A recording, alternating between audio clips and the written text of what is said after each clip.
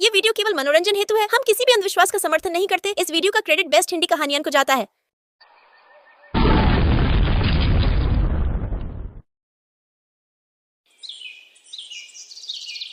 किसी गांव में एक गरीब विधवा माँ सरला अपनी एक विधवा बेटी रानी के साथ रहती थी। दोनों पर ही अचानक दुख का पहाड़ टूट पड़ा था। उनका एक दूसरे के अलावा कोई नहीं बचा था। वो दोनों एक टूटी फूटी झोपड़ी में रहा करते थे। एक समय तो ऐसा आया कि उनके पास खाने तक को कुछ नहीं बचा। माँ, भूख की वजह से मेरे पेट में दर्द हो रहा है। ऐसा लग रहा है कोई अंदर से पेट को नोच रहा है। बेटी चिंता मत कर, हम दोनों जल्दी इस भूख से मुक्त हो जाएंगे। ऊपर वाला हमें बुला लेगा। वहां पहुंचने के बाद भूख नहीं लगती।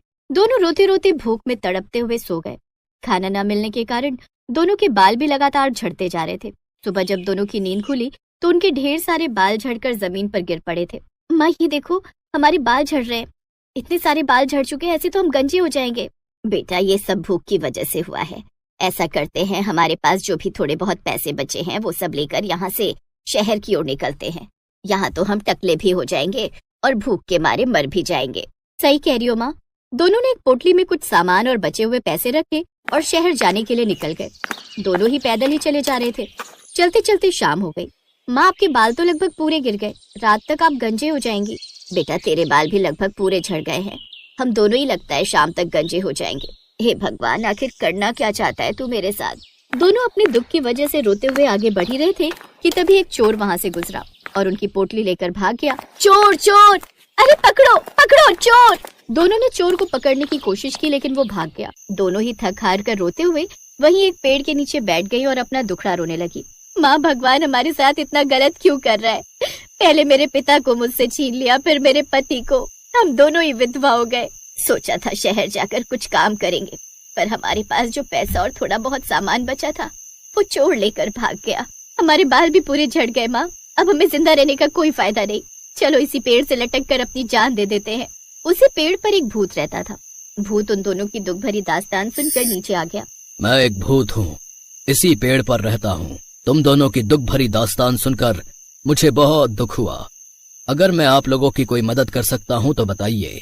हमें इस वक्त पैसों की बहुत जरूरत है।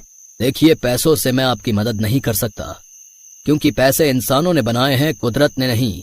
कुछ और मदद मांगिए जो नेचर के खिलाफ ना हो। तभी उसकी बेटी रानी के दिमाग में एक आइडिया आया। ठीक है, मैं बताती हूँ। हमारे बाल लगभग पूरे झड़ चुके हैं। आप हमें कोई ऐसी शक्ति दीजिए जिससे जब हम चाहे चुटकी बजाते ही अपने बाल कितने भी लंबे कर ले। हाँ, ये तो मैं कर सकता हूँ। उस भूत ने उन दोनों को अपनी मर्जी से अपने बाल कभी भी लंबे करने की पावर दे दी। खुश होकर दोनों अपने घर वापस आ गई। रानी बेटी, अगर मांगना था तो कुछ और मांग लेती। बाल लंबे करने से हमारी गरीबी और भुखमरी थोड़ी कम हो जाएगी। हो जाएगी माँ, हो जाएगी। कल रात हम गाँव में निकलेंगे, फिर देखना कमाल। कल ही अमीर बन जाएंगे हम। ऐसा क्या करने वाली है तू? अभी सो जाते हैं, कल बताती हूँ। थके होने की वजह से उस रात दोनों सो गई। वो सीधा अगली रात को जगी जब पूरा गाँव सो गया तब। माँ, अब हम अपने बाल चाहे जितने लंबे कर सकते हैं। हम बाल लंबे करके खिड़की के सहारे लोगों के घरों से उनके हीरे जवाहरात, खाने का सामान, पैसे सब कुछ एक पल में गायब कर सकते हैं। उन दोनों ने वैसा ही किया। दोनों ने बाल लंबे करके लोगों के घरों से हीरे जवाहरात, पैसा, खाना चुराना शुरू कर दिया, जिससे कुछ ही दिनों में वो अमीर बन गए। पर गाँव वाले जब पूरे लुट गए तब वो अपने घरों के बाहर आकर रोने लगे। उन्हें ये भी नहीं पता था कि चोर कौन है। मेरा तो सब सामान लुट गया अम्मा। पता नहीं कौन चोर आता है और सब कुछ चुरा लेता है। तुम्हारा अकेले का सामान चोरी नहीं हुआ है, ये पूरा गांव ही लुट चुका है। किसी के पास कुछ नहीं बचा। गांव वालों के रोने धोने की आवाज गांव के पेड़ पर रहने वाले उसी भूत ने सुन ली। ये पूरा गांव एक साथ क्यों रो रहा है? मुझे जाकर देखना होगा। जब भूत गांव पहुंचा तो उसे पता चला कि पूरा गांव लुट चुका है। भूत ने चोर का पता लगाने के लिए अपनी आंखें बंद की तो उसे पता चला कि चोर वही दोनों माँ बेटी हैं। भूत सरला और रानी के घर पहुंचा। मैंने तुम दोनों पर तरस खाकर बाल बड़ा करने की पावर दी थी, पर तुमने इसका गलत फायदा उठाया। बेचारे गांव वाले रो रहे हैं तुम्हारी वजह से। अब मैं तुम दोनों की वो पावर जो मैंने दी थी और तुम्हारी जान मैं छीनने जा रहा हूँ। ऐसा मत कीजिए। हम दोनों माँ बेटी ने इतनी परेशानियां झेली थी कि हमें जो रास्ता सही लगा वो अपना लिया। माँ सही कह रही है। हमें हमारे बाल बहुत प्यारे हैं, वो हमसे मत छीनिए। आप जो कहोगे वो हम करेंगे। ठीक है, मैं तुम दोनों को एक मौका और देता हूँ। सबसे पहले तो गांव वालों का जो भी सामान तुमने चुराया है वो सब मैं तुम लोगों से छीनकर उन्हें वापस करने जा रहा हूँ। उसके बाद 3 दिनों के अंदर तुम्हें लोगों के साथ ऐसा कुछ करना होगा जिससे उनकी भलाई हो। अगर ऐसा नहीं कर पाई तो मैं शक्तियां छीन लूंगा। इतना कहकर भूत गायब हो जाता है। 2 दिन बीत गए, लेकिन सरला और उसकी बेटी को कुछ समझ में नहीं आ रहा था। दोनों बाजार में घूम रही थी। बेटा, अब तो हमारे पास पैसे भी नहीं बचे, हम लोगों के साथ क्या भलाई कर सकते हैं भला। तभी अचानक सरला और रानी की नजर एक 5 साल के बच्चे पर गई, जो सड़क के बीचों बीच खड़ा होकर आइसक्रीम खा रहा था।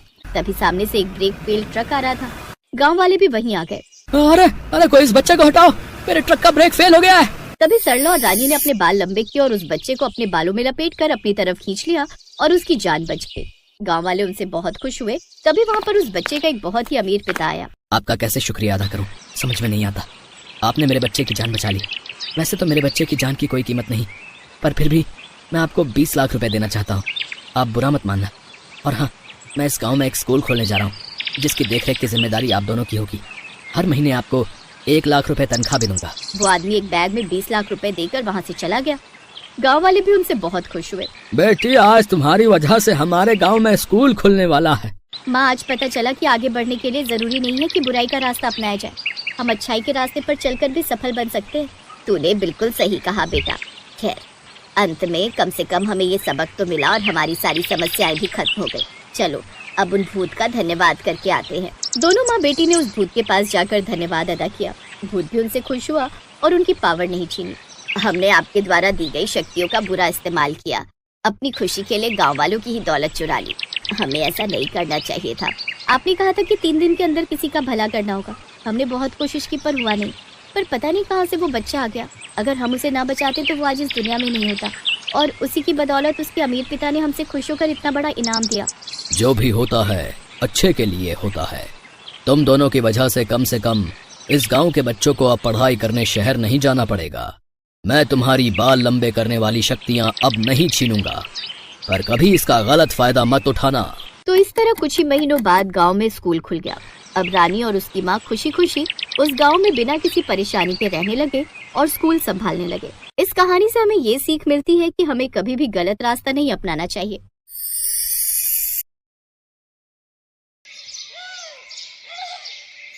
अरे वाह विदिशा, तेरे बाल तो बहुत लंबे हैं। इतने लंबे बालों का राज क्या है? कोई राज नहीं, मेरे बाल तो बचपन से ही लंबे हैं। चल झूठी, मैं नहीं मानती। मेरे बाल तो बढ़ ही नहीं रहे हैं। कितनी कोशिश करती हूँ, कितना सारा तेल लगाती हूँ, बढ़ने का नाम ही नहीं ले रहे। ऊपर से हर रोज झड़ रहे हैं। लेकिन तेरे बाल कैसे लंबे हैं इतने? तेरे पास तो तेल खरीदने के भी पैसे नहीं है। मैं सच बोल रही हूँ, मेरे बाल बचपन से इतने लंबे हैं। सिर्फ मेरे ही नहीं, मेरी 3 बहनों के बाल भी इतने ही लंबे हैं। विदिशा के बाल उसके पैर तक आते थे। उसकी माँ विधवा थी और बहुत गरीब थी। अपनी चौथी बेटी के जन्म के बाद उसका पति मर गया था। तब से कभी लोगों के घर पर काम करके तो कभी फुटपाथ पर कुछ बेचकर वो घर चलाती थी, और रोज रात को सोने से पहले अपने पति को याद करके रोती थी। आप इतनी जल्दी क्यों चले गए मुझे छोड़कर? बेटे के चक्कर में 4 बेटियां पैदा हो गई। अब इनकी शादी कैसे करवाऊंगी मैं? यहाँ तो ठीक से खाना भी नसीब नहीं हो रहा है। ऐसे ही गरीबी में उसकी 4 बेटियां बड़ी होने लगी। घर में खाना नहीं था, जेब में पैसा नहीं था। बिमला की बड़ी बेटी विदिशा उसकी माँ से कहती थी, माँ देखो हमारे बाल कितने बड़े हैं, आपको चिंता करने की जरूरत नहीं है। इतने सुंदर बाल देखकर तो लड़के ऐसे ही शादी कर लेंगे। तू भी ना बेटी बहुत मासूम है। दुनिया इतनी सीधी नहीं है जितना तू सोचती है। शादी के लिए दहेज देना पड़ता है, लेकिन मैं तुम चारों के लिए दहेज कैसे दूंगी? विदिशा की बहन मिताली ने कहा, तो फिर दहेज नहीं देंगे माँ, हम खुद कमाएंगे और यहीं रहेंगे आपके पास। अच्छा, लेकिन कमाओगी कैसे? मुझे देख रही हो ना, सुबह से लेकर शाम तक मेहनत करती हूँ, लेकिन पैसे बचते ही नहीं हैं। आप पढ़ी लिखी नहीं हो माँ, हम पढ़ लिख लेंगे तो हमें नौकरी मिल जाएगी। यही सोचकर चारों बहनें स्कूल में भर्ती हो गईं। लंबे बालों की वजह से बहुत जल्द स्कूल में उनकी एक पहचान बन गई। सभी उन्हें लंबे बालों वाली बहनों के नाम से जानने लगे। वो चारों शाम के बाद लोगों के घर पर काम करने गई ताकि पढ़ाई का खर्चा निकाल सके। विदिशा कॉलेज में भर्ती हो गई और तभी बिमला की तबीयत खराब हो गई। वो बिस्तर से उठ नहीं पा रही थी और पूरा दिन बस खांस रही थी। विदिशा बेटी, अब क्या होगा? मैं तो बीमार पड़ गई हूँ और काम नहीं कर सकती। तेरी 3 छोटी बहनें हैं, अब घर कैसे चलेगा? आप चिंता मत कीजिए माँ, मैं सब संभालूंगी। मैं और मेहनत करूंगी। धीरे धीरे विदिशा के ऊपर सारी जिम्मेदारी आने लगी।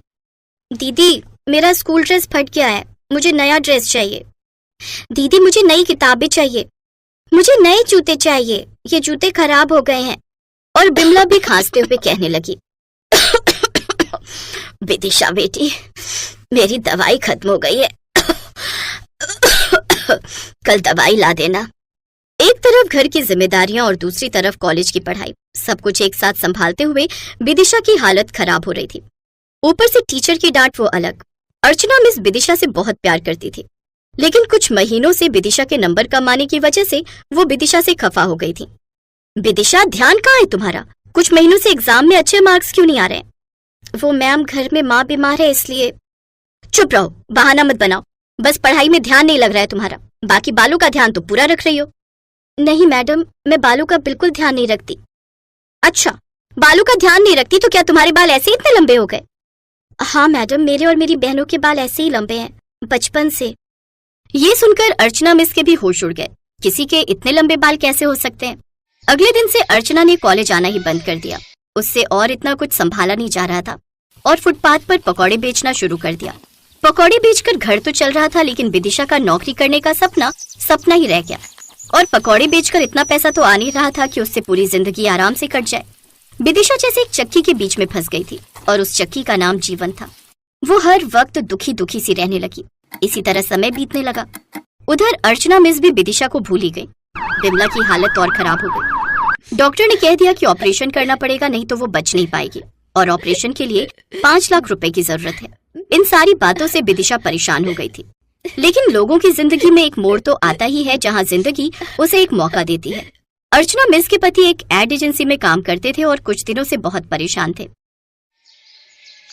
क्या बात है, आजकल बहुत परेशान लग रहे हो? हाँ यार अर्चना, एक नई तेल की कंपनी का काम है, उनके लिए एड बनाना है और उसमें लंबे बालों वाली लड़कियां चाहिए यार। लेकिन एक भी मॉडल नहीं मिल रही है जिसके लंबे बाल हो। सभी के बाल छोटे हैं।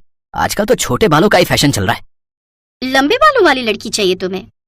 हाँ, बाल नेचुरल हो तो और भी अच्छा, लेकिन आजकल कहाँ मिलती हैं ऐसी लड़कियां। खैर छोड़ो। अरे नहीं रुको, मैं ऐसी लड़की को जानती थी। उसके बाल पैर तक आते थे और उसने मुझे एक बार कहा था कि उसके बाल ऐसे ही लंबे हैं। अच्छा, मुझे तो वही लड़की चाहिए, लेकिन कहाँ मिलेगी वो लड़की? सिर्फ वो नहीं, उसकी 3 बहनें भी हैं। अरे वाह, क्या बात कर रही हो अर्चना, मुझे जल्दी से उस लड़की के पास ले चलो। कैसे? उस लड़की ने तो कॉलेज ही छोड़ दिया। बहुत अच्छी लड़की थी। अरे यार, सारा मूड खराब कर दिया यार। चलो आज बाहर खाने चलते हैं, मूड ठीक हो जाएगा। अर्चना उसके पति के साथ गाड़ी में बैठकर निकल गई और तभी रेस्टोरेंट के पास जाकर देखा कि रेस्टोरेंट बंद है। अरे यार, आज तो कुछ भी ठीक नहीं हो रहा है मेरे साथ। अब क्या खाएंगे हम? तभी एक लड़की उनके पास आई और कहा, अरे अर्चना मिस, आप यहाँ पकौड़े लेंगी क्या? मैं चाय पकौड़े बेचती हूँ। विदिशा वहीं पर पकौड़े बेचती थी। गाड़ी देखकर वो पकौड़े पूछने के लिए आई थी और उसे देखकर अर्चना मिस को जैसे हाथ में चांद मिल गया। अरे विदिशा, तुम? अरे देखो, यही है वो लंबे बालों वाली लड़की जिसके बारे में मैं बोल रही थी। अरे वाह, तुम्हारे बाल तो बहुत लंबे हैं। एक विज्ञापन में काम करोगी क्या? और ऐसे ही अचानक से विदिशा और उसकी बहनों की जिंदगी बदल गई। चारों बहनों ने मिलकर तेल का विज्ञापन किया और वो विज्ञापन इतना फेमस हो गया कि चारों बहनों को एक के बाद एक काम मिलने लगे और लंबे बाल उनकी पहचान बन गई। हेलो दोस्तों, कैसे हैं आप सब?